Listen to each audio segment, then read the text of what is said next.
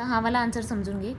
What are important factors for and object to float or sink in a liquid. Important factors म्हणजे कशामुळे object म्हणजे कोणतीही गोष्ट float होईल किंवा सिंक होईल. फ्लोट म्हणजे पाण्याच्या वरती तरंगणार, सिंक म्हणजे पाण्याच्या खाली जाणार. तर ते कशामुळे होतं? डेन्सिटीमुळे. म्हणजे फर्स्ट फॅक्टर काय आहे? Density. If an object is less dense then the liquid it floats. म्हणजे जर का हे जर का पाणी आहे आणि या पाण्यामध्ये तू स्टोन टाकला तर तो स्टोन काय होणार? सिंक होणार. कॉईन टाकला तर तो सिंक होणार. का? कारण हे जे ऑब्जेक्ट आहे, स्टोन किंवा कॉईन काय आहे? ऑब्जेक्ट. हे ऑब्जेक्ट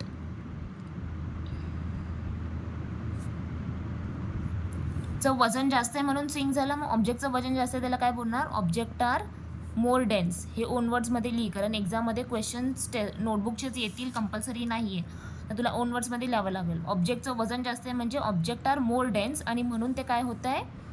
सिंक होतं आहे, म्हणजे खाली जातं आहे. पण जर का ऑब्जेक्टचं वजन कमी आहे म्हणजे हे बघ, if an object is less dense म्हणजे वजन कमी आहे तर ते काय होणार? फ्लोट होणार. आणि ऑब्जेक्ट डेन्सर आहे म्हणजे मोर डेन्स आहे तर मग ते काय होणार? सिंक होणार. आता बायंड फोर्स म्हणजे काय?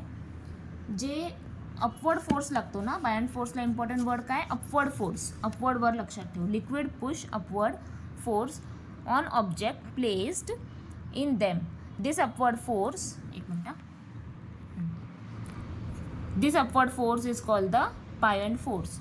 फॉर एक्झाम्पल, हे पाणी आहे आणि ह्याच्यामध्ये तू थर्माकोलचा एक पीस टाकला तर पाणी हा असा फोर्स पण असतो. म्हणजे थर्माकोल टाकला तर थर्माकोल असा फोर्स अप्लाय करेल, खाली जायचा प्रयत्न करेल. पाणी असा फोर्स पण लावतो. तर थर्माकोलच्या फोर्सपेक्षा हा वाला जो खालून फोर्स लागतोय ना तो जास्त आहे, म्हणून थर्माकोल फ्लोट होतो, खाली सिंक होत नाही. पण तेच जर का मगाशी जसं एक्झाम्पल आपण बघितलं, या पाण्यामध्ये तू स्टोन टाकला तेव्हासुद्धा स्टोनचा फोर्स असा असणार, तो असा जाईल खाली, पाणी फोर्स असा लावेल. पण या केसमध्ये स्टोनचा फोर्स जास्त आहे म्हणून तो सिंक होईल. तर असं नाही आहे की हा फोर्स लागतच नाही, हा फोर्स लागतो पण हा कमी असतो म्हणून हा सिंक होतो. आणि हा फोर्स जो लागतो हा जास्त आहे म्हणून हा फ्लोट होतो. सो बायंड म्हणजे काय? की लिक्विड, हे लिक्विड आहे ना पाणी, लिक्विड जो अपवर्ड फोर्स लावतो ना त्याला काय बोलतात? Buoyant force. So liquid push upward force on objects place. कुणावर अपवर्ड फोर्स लागतो? त्या ऑब्जेक्टवर.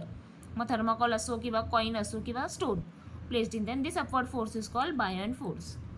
If buoyant force is greater, buoyant force म्हणजे कोणता? हा वाला फोर्स जर का जास्त आहे तर ऑब्जेक्ट फ्लोट होईल. आणि हाच बायंड फोर्स जर का कमी आहे तर हे ऑब्जेक्ट खाली येणार म्हणजे ऑब्जेक्ट सिंक होईल.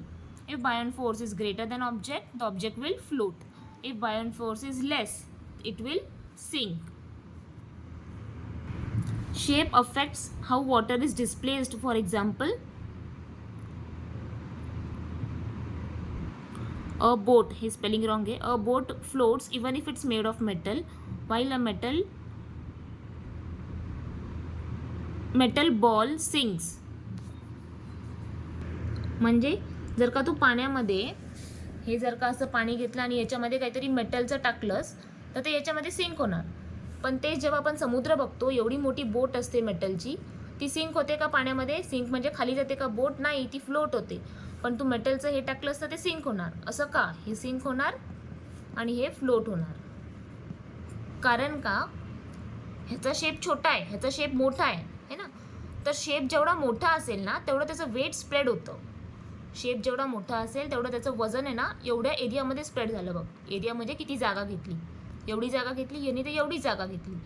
सो कमी जागा घेतोय तर तो सिंक होईल, जास्त जागा घेतोय तर तो फ्लोट होणार. म्हणून पॉईंट बघ काय दिलाय? A wide of shape. Wide म्हणजे जेवढं जास्त मोठा शेप, हा वाईड आहे ना. Wide of shape spreads weight and helps flotation. Volume of water displaced. The more water an object displays, the more upward buoyant force it gets.